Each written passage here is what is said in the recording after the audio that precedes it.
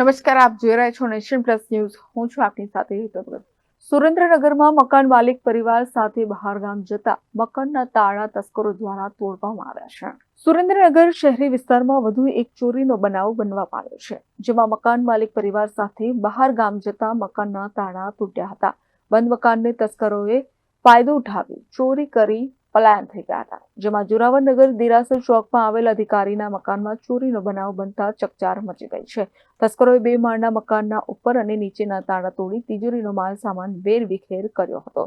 ચોરીનો બનાવ બનતા સ્થાનિક લોકોએ મકાન માલિકને જાણ કરી હતી. આ અંગેની જાણ પોલીસને કરતા પોલીસ ઘટના સ્થળે પહોંચી નિવેદનના આધારે ફરિયાદ બાદ મકાનમાં થયેલ ચોરીની વિગતો બહાર આવવાની શક્યતા છે.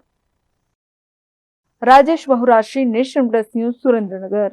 સમાચારોના સતત અપડેટ મેળવવા માટે અમારી નેશન પ્લસ ન્યૂઝની યુટ્યુબ ચેનલને સબસ્ક્રાઇબ કરો, બેલ આઇકન દબાવો અને જોડાયેલા રહો ફેસબુક, ઇન્સ્ટાગ્રામ અને ટ્વિટર પર.